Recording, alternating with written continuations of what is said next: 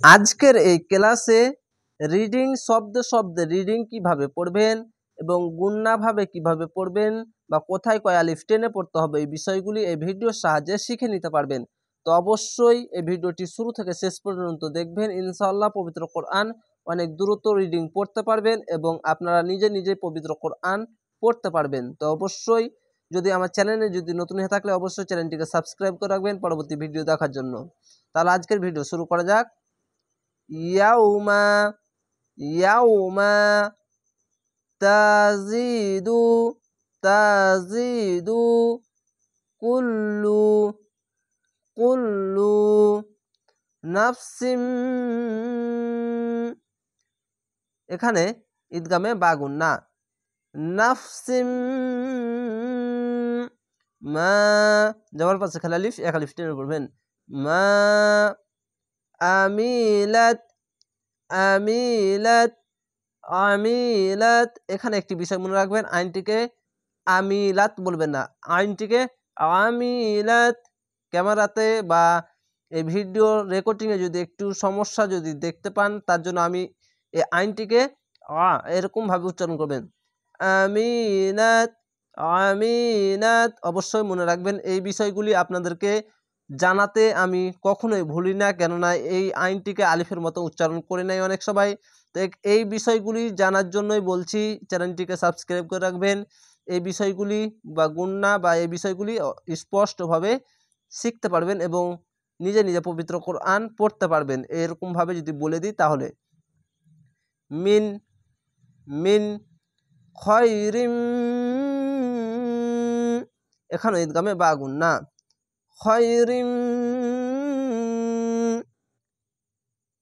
মুহদারান রন এভাবে না বলে এখানে থামার জায়গা আছে তার জন্য রন না বলে র একটি যাবার বাদ দিয়ে এক আলিফ টেনে থামবেন।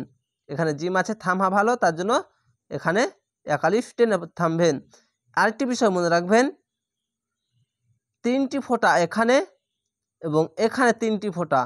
যদি এখানে যদি থেমে যান তাহলে এখানে থামতে পাবেন না, এখানে ডাইরেক্ট থামতে হবে। এই তিনটি ফোঁটা হচ্ছে এখানে তিনটি ফোঁটা পাবেন, এখানেও তিনটি ফোঁটা পাবেন পাশাপাশি।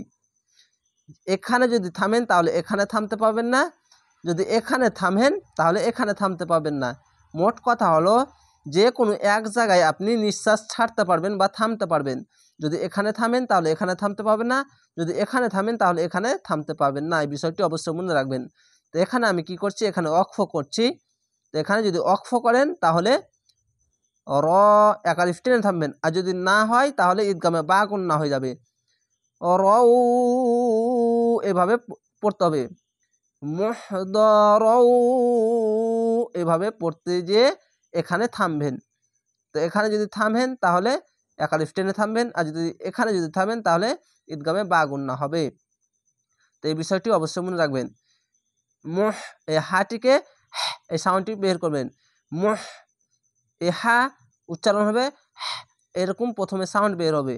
তো অবশ্যই মনে রাখবেন এই হাটি এরকম উচ্চারণ হবে, আর এ হা হবে হা, আর এটি এরকম সাউন্ড হবে হ্যাঁ, আর এটি হা। ওয়ামা যাবার পাশে খালি আলিফ এক আলিফ টেনে পড়বেন, ওয়ামা আমিলাত আমিলাত আইনটিকে মোটা করে গলা চিপে পড়বেন, আমিলাত মিন সু।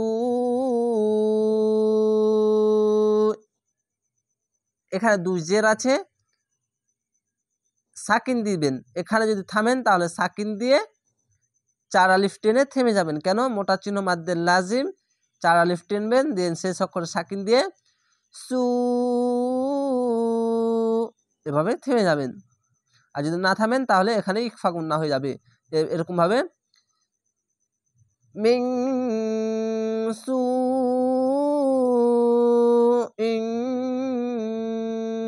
তাওয়াদ্দু লাউ আন্না তাওয়াদ্দু ওয়াদ্দু তাওয়াদ্দু লাউ আন্না, এখানে ওয়াজিব গুন্না। এখানে ইকফা গুন্না হবে, যদি এখানে থামেন তাহলে গুন্না হবে না, এখানে 4 আলিফ টেনে থেমে যাবেন। যদি না থামেন, যদি মিলিয়ে পড়েন, যদি এখানে যদি থেমে থাকেন তাহলে এখানে থামতে পাবেন না, তো এখানে ইকফা গুন্না হবে। আর যদি এখানে থামেন তাহলে গুন্না হবে না, এর সঙ্গে 4 আলিফ প্রথমে টেনে থেমে যাবেন। আর যদি এখানে না থামলেও 4 আলিফ টেনে পড়তে হবে, এই বিষয়টি অবশ্যই মনে রাখবেন। বাইনাহা যাবার পাশে খালি আলিফ, এক আলিফ টেনে পড়বেন। বাইনাহা ওয়া বাইনাহু, এখানে চিকন চিহ্ন মাদ্দে আরজি 3 আলিফ টেনে পড়বেন। এখানে মোটা চিহ্ন মাদ্দে লাজিম 4 আলিফ টেনে পড়বেন।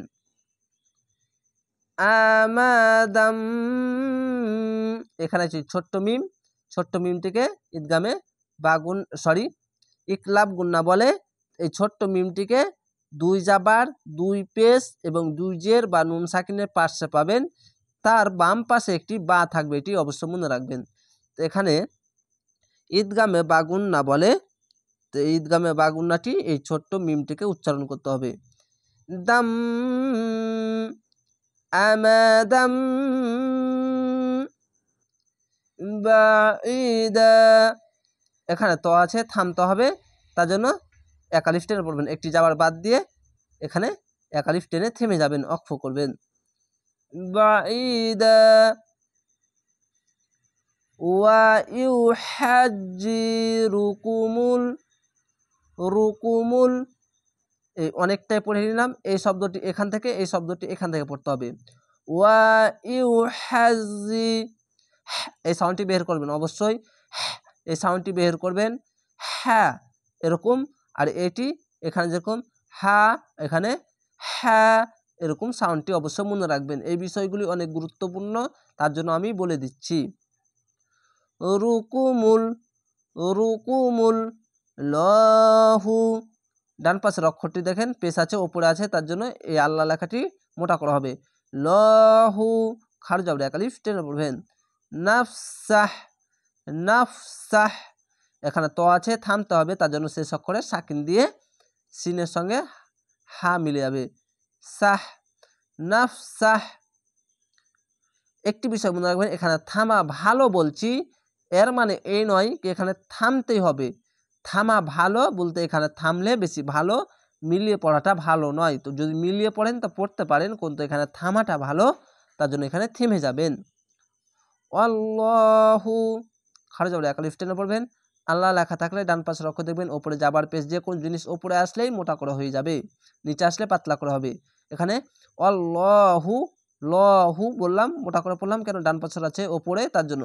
এটা যদি নিচে চলে আসে বিল্লা, লা পাতলা করে হচ্ছে, আর ওপরে আছে ল, এখানে নিচে আসলে লা বিল্লাহু, এভাবে হতো, ওপরে আছে, তাহলে ওয়াল্লাহু, এই বিষয়টি অবশ্যই মনে রাখবেন। রাউফুম, এখানে ছোট্ট মিম, ইকলাব গুন্না, ইকলাব গুন্নার এই ছোট্ট মিমটিকে উচ্চারণ করতে হবে, তার বাম পাশে একটি বা আসবে, এটি বিষয় মনে রাখবেন। পেশের পর অসাকিন এক আলিফ টেনে পড়বেন। রাউফুম বিল ইবাদ, প্রথমে যাওয়ার পাশে খালি আলিফ এক আলিফ টেনে পড়তে হয়, শেষ অক্ষরে সাকিন দিলে 1 2 3 তিনটি অক্ষর 3 আলিফ টেনে পড়বেন, মাদ্দে আরজি হবে। এখানে একটি কলকলা আছে, তার জন্য ধাক্কা মেরে নিচে সাউন্ড আসবে, প্রথমে 3 আলিফ টেনে তারপরে কলকলা হবে, এরকম ভাবে বিল ইবাদ, এভাবে প্রথমে টানবেন, তারপরে কলকলা করে থেমে যাবেন। আশা করি আপনারা এই শব্দ বুঝে পবিত্র কোরআন শিখলে গেলে অবশ্যই চ্যানেলটিকে সাবস্ক্রাইব করে রাখবেন। পরবর্তী ভিডিও আবার দেখা হবে। ভালো থাকেন, সুস্থ থাকেন। আসসালামু আলাইকুম।